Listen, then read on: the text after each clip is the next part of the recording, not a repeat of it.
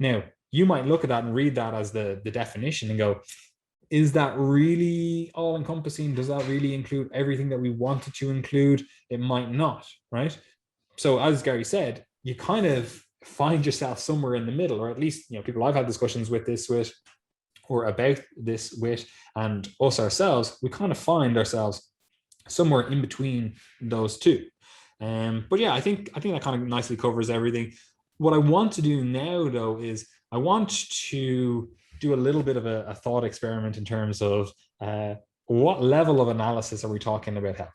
Okay, because this is important to understand and hopefully illuminates why it's so hard to define health, but also in terms of how you could potentially be thinking about it for application stuff. Because obviously we're a podcast that talks to primarily people that are looking to influence their own health, right? So you don't want to just have this ivory tower discussion of what does health actually mean.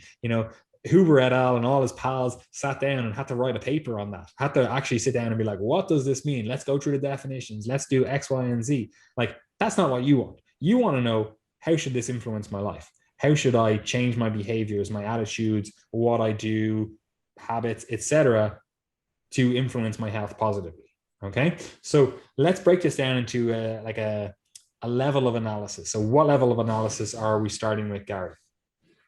Yeah, so the first level of analysis that we could start with would be, the molecular level. Of course, we could start at a much lower level and start talking about quarks, and even lower than that, we start talking about quantum mechanics, and that's kind of, that might seem like just a total joke, but at the same time, that's kind of where it all starts. Ultimately, it's physics, and we just take it all the way up.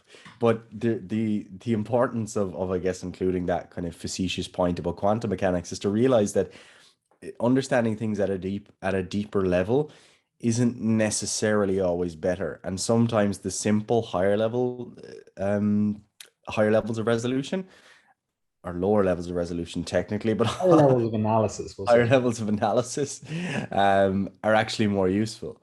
So, like, starting at the molecular level, like, what are we talking about? Just to interject there, Go on, like, go on. I actually love quantum biochemistry. Gary, Yeah. you know this. I have loads of books on it.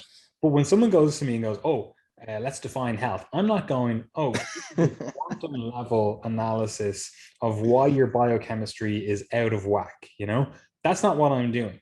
Okay, like, yeah, we might start at a molecular level. That we'll get onto that. But even then, I'm like, that's not really answering the question that we want to answer. But anyway, sorry for interrupting you. Yeah, so like if you start at the molecular level, like that can be very relevant in specific diseases. Like anyone who has studied biochemistry, I think for any deal of time, even if you just done one module on it, you'll often see like these diseases that are used as case studies, like maple syrup urine disease is a classic one, or you'll have galactosemia, different types of that, lysosomal storage diseases, phenylketonuria, all these very specific diseases that are the result of molecular defects, essentially. And Um, also ones that, generally speaking, they're like one gene, yeah, just one. one. It's very simple, like one. There's not multiple things going on to affect this. It's like, oh, you have this one gene mutation and that causes this. And that obviously dovetails nicely in terms of, as Gary said, you got to turn it the 2000s, and you've got this like human genome project coming online. You're like, okay, we have this sorted. They have this.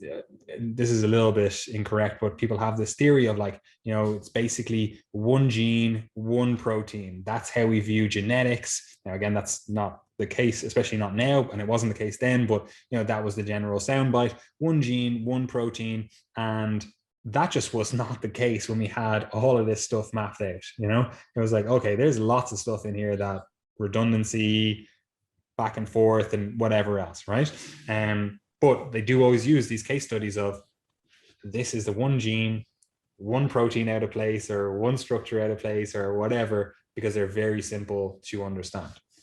Yeah, and I think a good kind of case study for that, which is relevant and a bit more, I guess, understandable than just those biochemical ones would be probably like cystic fibrosis. I think cystic fibrosis is a good case because it's effectively related to a molecular defect, which is the cystic fibrosis transmembrane conductor or something. See it basically the CFTR gene, which encodes for a membrane protein that's involved in the chloride channels.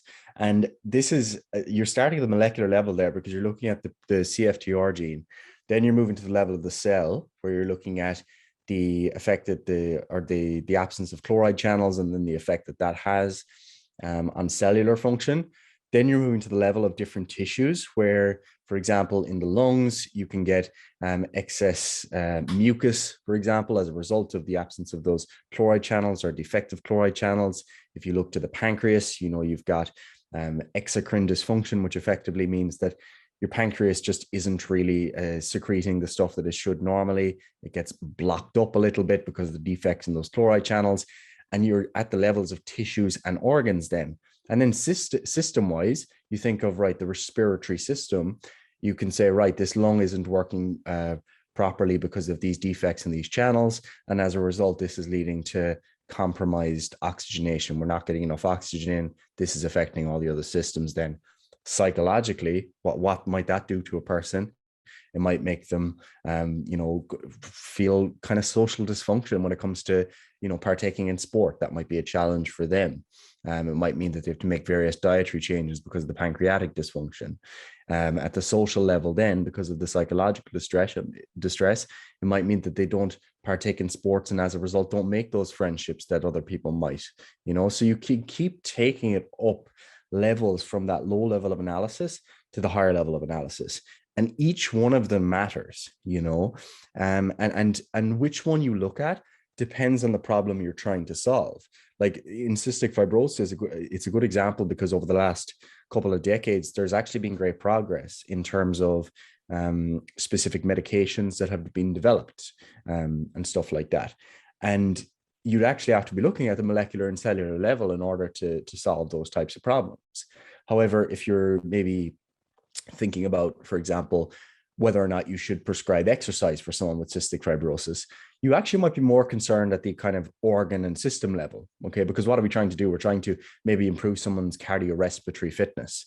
And it's not necessarily that we need to solve the problem of the chloride channels, but we might need to maybe make the heart work a bit better, maybe affect some parameters in the lungs and impact the muscles, which overall has a positive system-wide effect for someone with cystic fibrosis. So that's an example of where you have two different levels of analysis. And then if you have someone maybe who has cystic fibrosis, who has been having a real difficult time at school because of not being able to partake in sports, etc., a psychologist or a counselor or someone in the school might actually be the best person to deal with those problems. And that person might be looking at the psychological and social level of analysis of that person's health. So overall, you can see how taking it from those different levels, molecular, cell, tissue, organ, system, psychological, social, and environmental, how that can actually give you a much better understanding of how different professionals might intervene at different levels of someone's health and how someone might understand their health overall. Because ultimately, if you think about it, for the individual, you actually don't care or are aware of the molecular and the cellular or even the tissue levels. Like for the most part, you're not really aware of what's going on. Like you're not really aware, you can't necessarily feel that, but you feel the effects of it. And it's the respiratory distress that leads to you, for example, being a bit anxious or psychologically distressed during activity, etc. So it's important to have your level of analysis right before you move on to try to solve a particular problem, I think. Yeah, and this is important to understand for multiple reasons, but two I'm going to note here is because depending on who you talk to, they're going to have a different view on this. They're going to be like, say you come to a biochemist, they're going to be like, let's look at this molecular or cellular level. Let's see what's going on here. That's what they really care about. And this is, you oftentimes see this where someone who is a scientist, that's their job. They will talk about health related topics and they won't actually be, they'll be talking about mechanisms. They'll be talking about like almost like we call it mechanistic hypothesizing. They're like, oh, we see this mechanism in the body, it does X, Y, Z, that's really beneficial, so we want to encourage that. And it completely ignores everything else. It's like all you're focused on is this cellular or molecular level stuff, and it's not necessarily improving the rest of the stuff. Well, yeah, it might improve the tissue or even the organ, but that doesn't necessarily mean that it's contributing to your health. For example, you might see someone, a scientist, say, this supplement, you should be taking this supplement, and it's really going to improve your health. Like, for example, in the health to longevity realm, people talk about NMN or NOR. They're like, take these supplements, they interact with sirtuins, and they interact through these few different pathways, and they potentially lead to better health. We'll just say better, longer health, right? Those supplements, especially NOR, really expensive. Okay, so first of all, you might be like, okay, I really want this benefit that these guys are hypothesizing about, that is shown in like animal cells or animal models or whatever. And you're like, I want those benefits, right? But the cost of it could actually have a much bigger influence on your life, because now you're like, okay, well, I'm shelling out, even if it's just whatever, £100 per month on this stuff. That's still like 1,200, well, it's 1,300, depending on how you count a month, pounds per year, right? So that's now money that you're not able to contribute to potentially your pension, could potentially contribute to your house, potentially contribute to your children, or other tasks, right? Other things that you're like, oh, I want to do that. You can't go on a holiday this year because you just spent $1,500 on a supplement that might not even work, right? So first of all, we have to look at that. Okay, who is giving this information? Are they actually dealing with immediate consequences? Are they actually dealing with people that are, seeing benefits from this stuff? Or are we just at this kind of tissue, molecular, or cellular level where we're like, yeah, we can see some stuff when we pour some stuff on some cells in a petri dish, right? So that's the first thing. We have to be aware of who we're talking to, okay? And then also, it's really important to understand, because some of this stuff we have impact over. Some of this stuff we can be like, okay, this is within my individual purview to look after. Some of this stuff, it's in my purview to look after, but unfortunately, I've just been dealt a shit card, right? Like, you could have a genetic mutation. Unless we have some sort of gene therapy that can change that, unfortunately, you just have to deal with that, right? But either way, you are still able to change your habits, change your lifestyle, change whatever to lead to better health, right?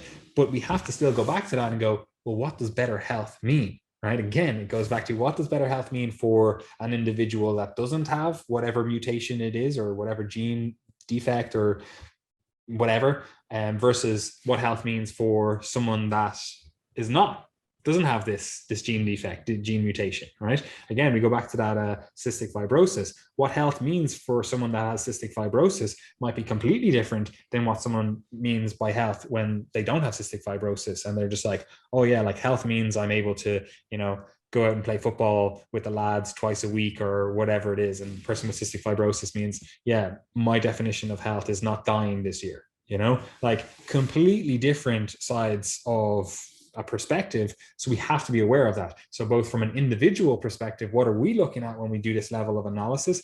But then also when we're consuming information, we have to think of, okay, well, what is this person that's giving this information? What level of analysis are they looking at? And what ramifications does that have downstream from that, or upstream, depending on how you want to look at it,